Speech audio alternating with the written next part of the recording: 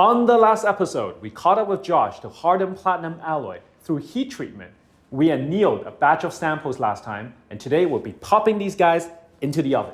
So for the heat treatment process, we're using a big oven like this. Now, oven like this is much better because it's got a programming for the ramp up of temperature. We also got pressure control, so we can pull vacuum from the chamber and feed the argon to do the protection. And finally, this is a slightly bigger oven, and it's got a lot more stability in holding temperature at a consistent setting. The idea of heat treatment is we take particular alloys and set it at specific low temperature that will allow the grain structure to transform and come into order, resulting in the increase of hardness.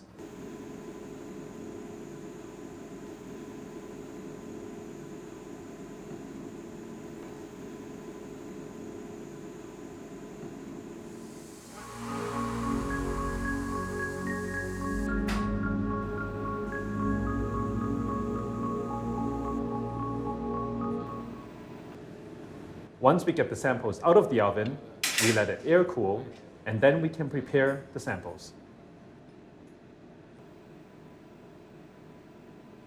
All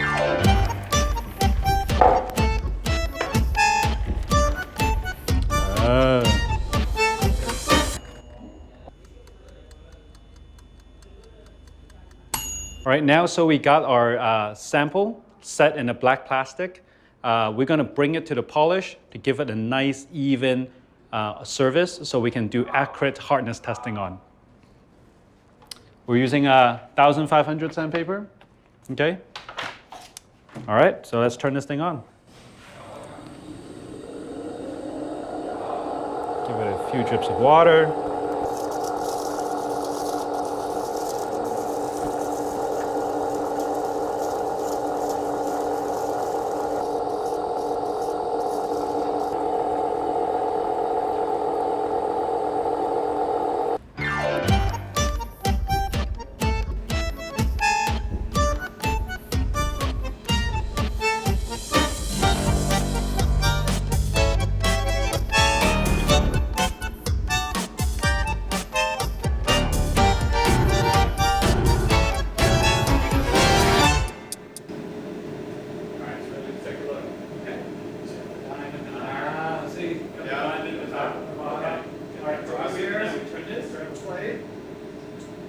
So the magic of heat treatment is that we can anneal the alloy and then soften it so we can bend it and work it. And once this is ready, we just pop into the oven and we can raise the hardness level anywhere between 30 to 100 Vickers, and which is perfect for tooling and for finishing. So through the process, this allows us to alter the hardness of the alloy at different stages of production. Soft or hard, all within your control. So being very specific, how does this harder platinum and heat treatment sort of benefit the manufacturers?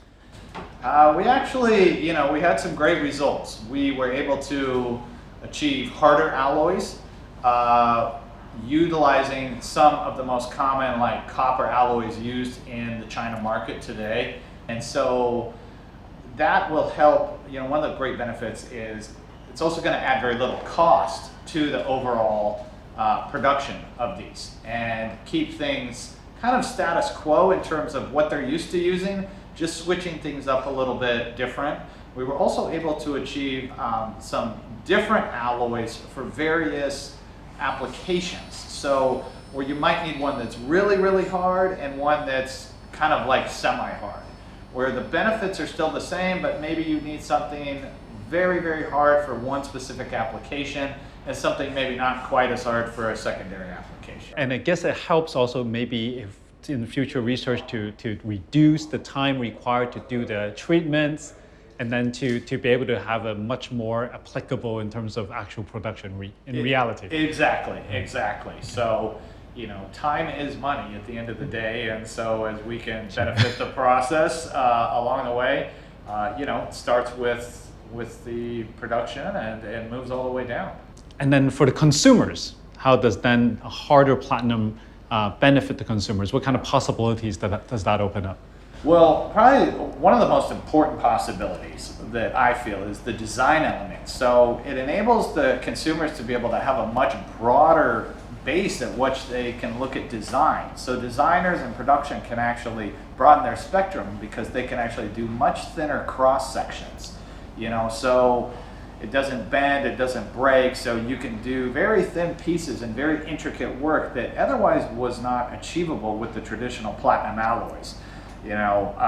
This piece is probably a great example. It's got some really thin lattice work here, very strong, very delicate piece, yet will last forever. And then of course you have, some of the little bit more obvious benefits like the durability.